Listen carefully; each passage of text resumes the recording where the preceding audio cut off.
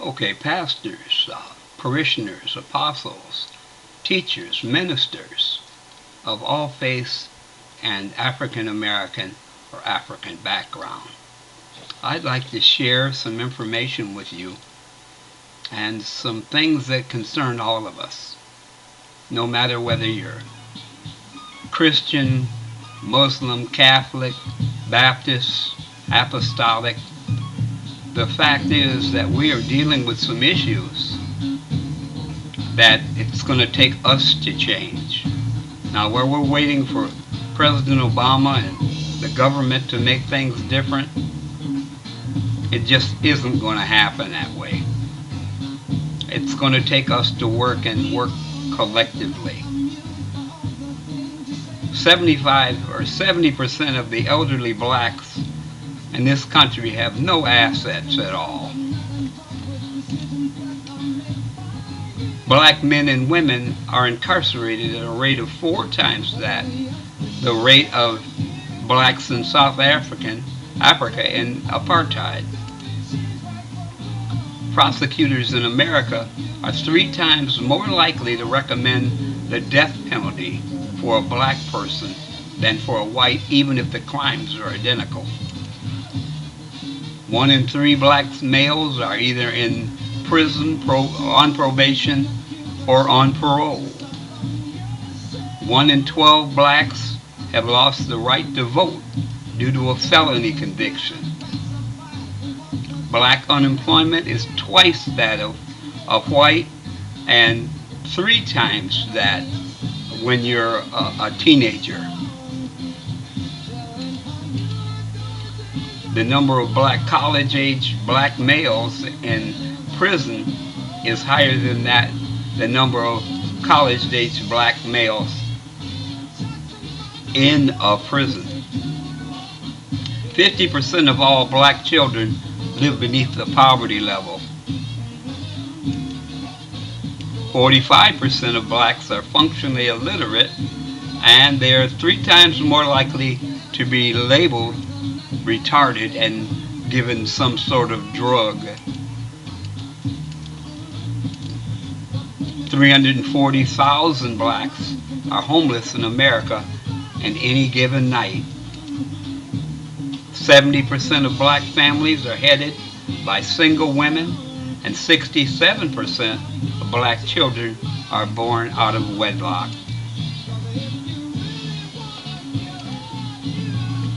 2 million children in the United States have at least one parent in a state or federal prison.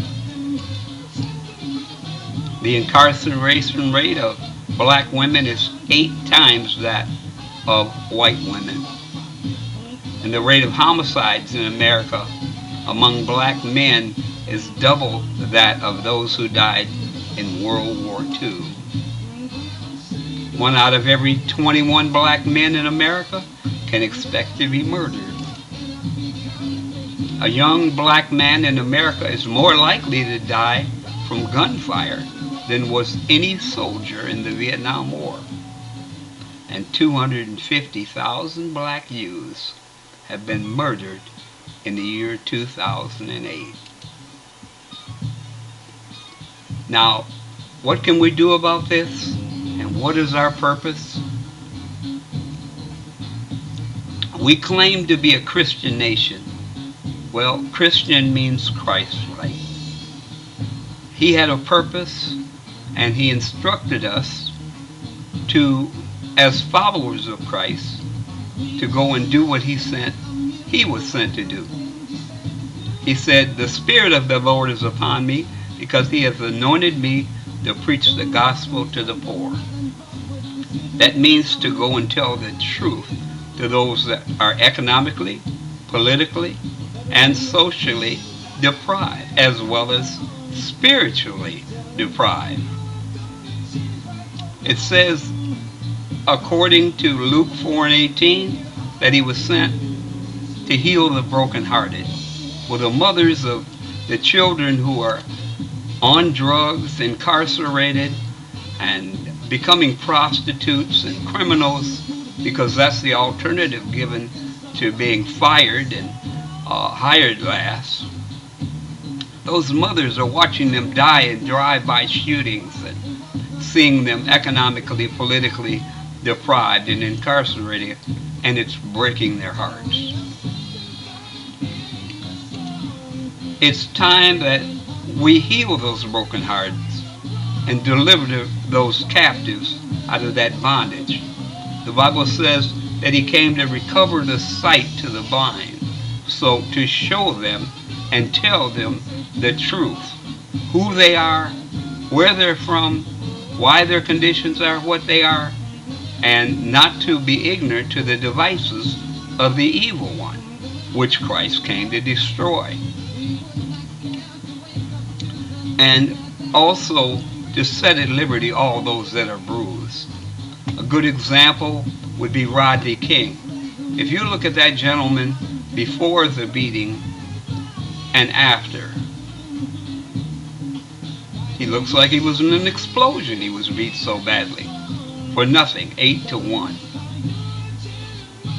It's time that we do something about this. Economically, if we pool our resources, we will have, the Bible says, the power of a rushing mighty wind. A hurricane was a rushing mighty wind. And you see the destruction that it was able to bring in Katrina. If we would pool 1 quarter, 2 dimes and a nickel each week, 40 million African Americans, we would have $520 million a year to buy property and to create businesses, to make tennis shoes, everyone wears them, to make jeans, t-shirts, overcoats, gloves, to build bakeries and make bread and food and to buy farms and to back farmers, to build schools with dormitories so our children will be there 10 hours a day learning and being educated proper, teaching them about computers, how to communicate on a world level in the high-tech arena and era, and create jobs so men coming out of prisons can take care of their families without selling drugs, without breaking laws that put them right back into the system that lives off of them like a giant boa constrictor or python.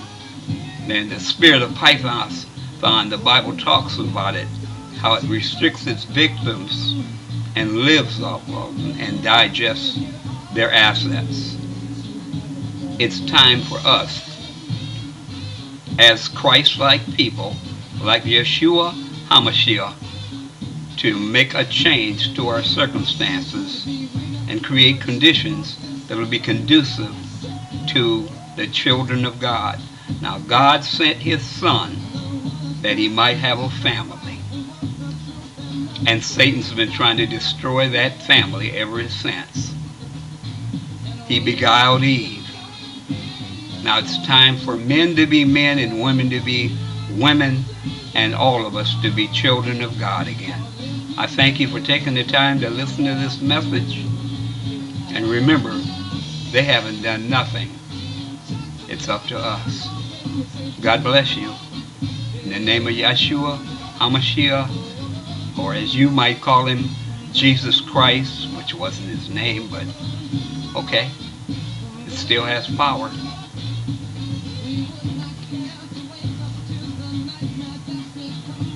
Thank you.